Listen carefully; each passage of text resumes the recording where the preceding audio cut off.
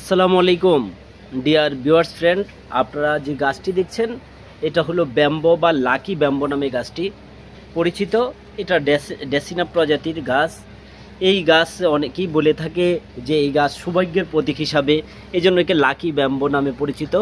এবং এই গাছ হলো সাধারণত ইনডোর প্ল্যান্ট, আউটডোরে উভয় জায়গাতেই গাছগুলো ভালো হয় এবং এটা বায়ুকে পরিশোধন করে এবং অফিস আদালত বা বিভিন্ন ঘরের সৌন্দর্য বর্ধনের কাজে এই গাছগুলা লাগানো হয় এবং এটা খুবই সুন্দর এবং সৌভাগ্যের প্রতীক হিসাবে গাছটি সাধারণত বিভিন্ন অফিস আদালতে এবং শোভা পেয়ে থাকে। এই গাছটি এগুলো সাধারণত অল্প যত্নে এই গাছগুলো হয়ে থাকে। দেখুন এই বরাবর গাছ ছিল, যখনই একটু কেটে দেওয়া হয় তখন নতুন করে আবার শাখা প্রশাখা বের হয়।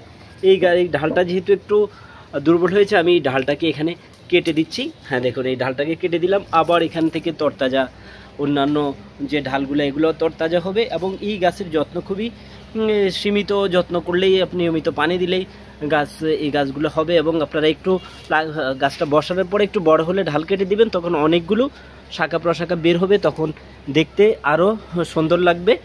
তাই আপনারা যারা গাছকে ভালোবাসেন তাহলে আপনারা ইনডোর প্ল্যান্ট হিসাবে এই গাছটি লাগাতে পারেন। এবং এই ডেসিনা অথবা লাকি ব্যাম্বো সংক্রান্ত আপনাদের যদি কোনো প্রশ্ন থাকে আপনারা কমেন্টস করে জানালে আমি ফ্রি হয়ে উত্তর দেওয়ার চেষ্টা করব। সবাই ভালো থাকবেন, বেশি বেশি করে গাছ লাগাবেন। ধন্যবাদ।